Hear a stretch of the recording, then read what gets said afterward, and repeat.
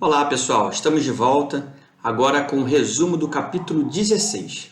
No capítulo 16 a gente começa uma nova parte no nosso livro, onde a gente traz as funções ou modularizações. Mas o que vem a ser isso? A gente vai a partir de agora criar pequenos algoritmos onde cada um vai ter uma responsabilidade. Até agora o nosso algoritmo era escrito de linha abaixo de linha, e nós escrevíamos tudo num textão. Porém, com o tempo, vocês vão perceber que o nosso algoritmo começa a ficar muito grande e para a gente dar manutenção ou algo do tipo, ele fica muito trabalhoso, porque a gente acaba repetindo vários trechos de código em diversos locais e para a gente descobrir um pedaço ou outro fica complicado. Uma das soluções é a gente modularizar o nosso código ou criar funções. Mas o que vem a ser isso? A gente vai ter função onde a gente vai extrair do nosso código algumas responsabilidades e essas responsabilidades a gente coloca diretamente numa pequena função. Por exemplo, a gente pode ter uma função para somar dois números. Ou seja, ao invés de a gente ter a soma de dois números em diversos locais no nosso algoritmo, a gente cria uma função para realizar essa soma dos dois números e aí, quando a gente quiser realizar a soma, a gente manda isso para essa função. Parece trivial, né? Porque eu trouxe aqui um exemplo simplório de soma de dois números. Mas se a gente for pensar, por exemplo, no caso real, onde você tem uma empresa de contabilidade, onde ela tem que calcular o valor do imposto a ser pago, ou então o valor de um salário com as férias, 13º de um funcionário. Repare só que o cálculo já é um cálculo extremamente trabalhoso, extremamente complexo. Se a gente tiver isso diversas vezes no nosso código, a gente pode ter vários problemas. Um deles é, se a gente tiver que realizar uma pequena alteração em algum cálculo, o valor, por exemplo, alterou, a gente tem que lembrar de alterar em toda a parte do nosso código. Se a gente esquece em uma parte, a gente pode ter problema no nosso algoritmo. Se a gente pega, extrai isso e coloca isso numa função, todas as partes do nosso algoritmo vão sempre acessar aquela mesma. Então, eu altero em um lugar e ela é refletida em vários. Outra vantagem da gente ter função, se eu amanhã for criar um outro algoritmo que precise dessa mesma função, basta eu copiar essa função e levar para esse meu novo programa que já vai funcionar. Tudo bem? Então, basicamente é isso. Mas existem diversas regras para a gente criar a função. Então, a gente vai começar com a primeira função, que é a função sem retorno. O que vem a ser isso? É uma função onde a gente vai chamar ou invocar essa função e ela não vai retornar nada. O que vem a ser isso? Assim está muito abstrato. Como é que funciona a chamada para uma função, pessoal? Então, a gente tem aqui o exemplo. A gente tem aqui o exemplo.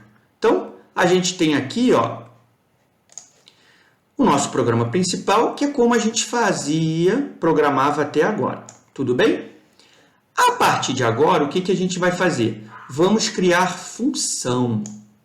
Como é que a gente cria a função, pessoal? Essa função, a gente vai ver que ela vai ser declarada dentro do programa. Tudo bem? Ela funciona como uma irmã dessa função início.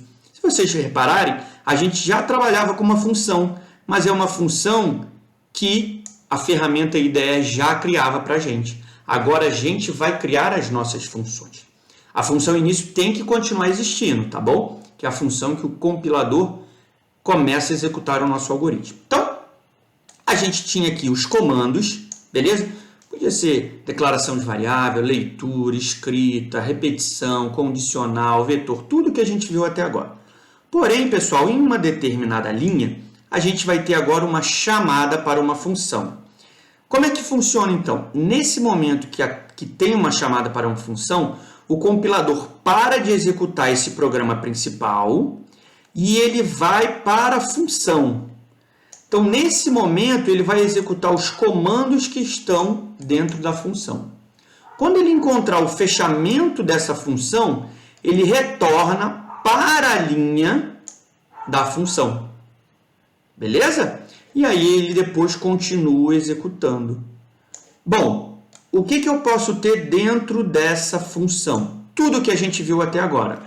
Declaração de variável, escrita, leitura, condicional, repetição, vetor, matriz, tudo.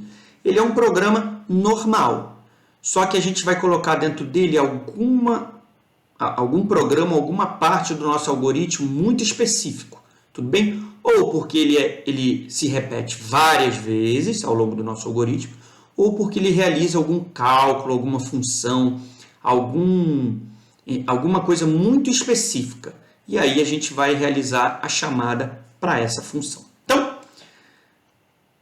dito isso, a gente tem diversos exemplos aqui. A gente tem aqui a declaração, tá, pessoal? Só para vocês terem o que eu falei aqui, ó. Então, a gente vê um exemplo. A gente tem, junto à função, né, como se fossem irmãs, né? Reparem que ele está na mesma linha dentro do programa, tá bom? Ele tem que estar sempre escrito dentro do programa. Então, a gente tem nome da função. Pessoal, nome da função não pode ter espaço, tá bom? Então, se a gente quiser algum nome composto, a gente coloca assim, ele juntinho, tá bom? E aí, temos abertura e fechamento de parênteses e abertura e fechamento de chave, tá bom? Nome da função, como é que a gente faz a chamada, pessoal?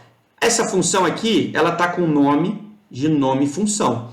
Então, dentro do nosso algoritmo, basta a gente chamar nome função, que é o nome dela, abro e fecho parênteses. Acabou. Nesse momento, o algoritmo, o compilador vai parar de executar aqui e vai passar a executar esse carinha aqui. Encontrei o fechamento daqui, volto para cá. Tudo bem, pessoal? Vamos lá no nosso programa para a gente ver um exemplo prático agora, então.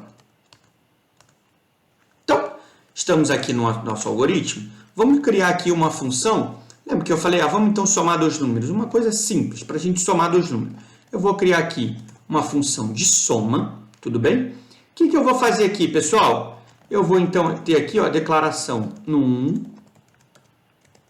no 2. Tudo bem? O que eu vou fazer? Eu vou colocar esse número direto aqui, tá bom, pessoal? 10 no 2 igual a 20. E aí, pessoal, como essa função não tem retorno, ela que vai ter que ter as saídas. Então, as mensagens que a gente quiser colocar na tela, que ela tenha realizado alguma coisa, a gente vai colocar nessa função. Então, eu vou colocar aqui, ó, soma, 2 pontos, e aí eu vou colocar no 1 mais no 2. Tá bom? Bom, vamos ter aqui o nosso... Opa, aqui está errado, né? Desculpa, vamos lá. Comecei a declarar essa função no local errado. Veja que agora eu declarei no lugar certo. E aí, pessoal, olha só. Eu vou escrever aqui, ó, funcão início. E vou depois devolver para cá função início. Vou também colocar um aqui, ó, função soma, para a gente ver que ele realmente vai parar e vai lá para dentro. Não vou colocar chamando a função soma, pessoal, vou chamar. Repare o que ele fez? Função início, tá bom? Vou pular a linha aqui, vamos mandar rodar de novo. Função início. Agora, entre a função início e função início, eu vou chamar o soma. Abro, fecho.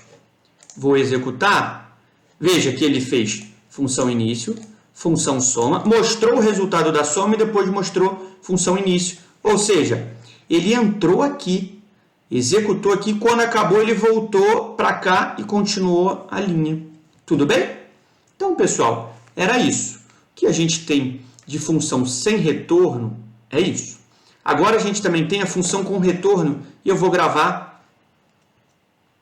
mostrar bem rapidamente. Desculpa, não vou gravar um outro vídeo não, porque a gente ainda tem um minutinho. Então, o que é a função com retorno, pessoal? É a função retornar algo para quem chamou. Nesse caso, quem chamou foi a função início. Qual é a diferença, pessoal? Depois da palavra função, a gente tem que indicar qual é o tipo do retorno. O tipo do retorno, pessoal, serão aqueles mesmos tipos de variáveis e vetores, tudo bem? Que a gente viu até agora.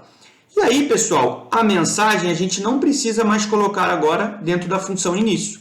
Dentro da função inteiro, por exemplo, função que a gente criou, função soma, desculpa.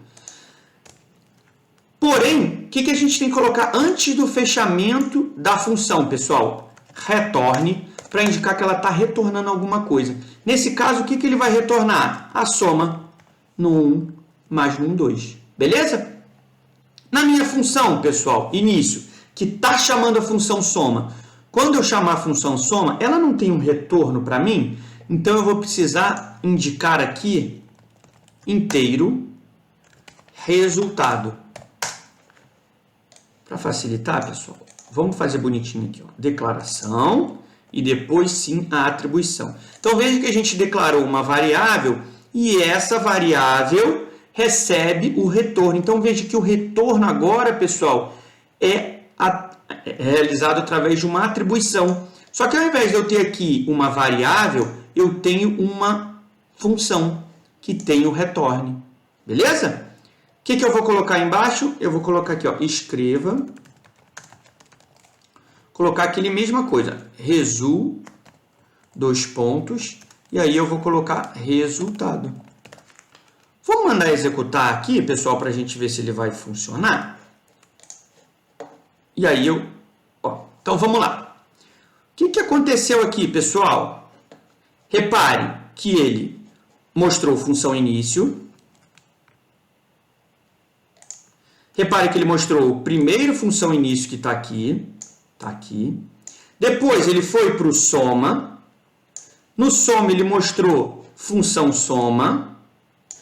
Realizou o cálculo, ou atribuição, declaração, e ele retornou o cálculo de 10 mais 20, que é 30, deu um retorne aqui para essa função. Então, vamos só ver aqui o que ele fez logo abaixo.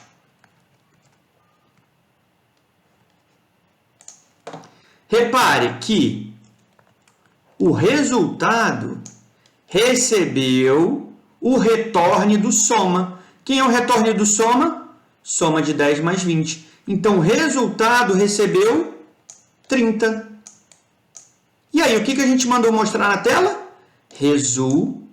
Resultado. Quem que ele vai mostrar? 30. Se a gente for observar aqui, ó, resul 30. Beleza? Depois ele mostrou de novo função início. Função início. Então, se a gente for observar, pessoal, repare que o 30 está sendo calculado dentro de uma função, mas o resultado dessa função volta para o início. E aí, no início, a gente pode mostrar. Beleza? Então, é isso, pessoal. Normalmente, a maioria das funções a gente cria com um retorno. Uma coisa muito importante, pessoal, a gente só consegue retornar um único valor, tá bom?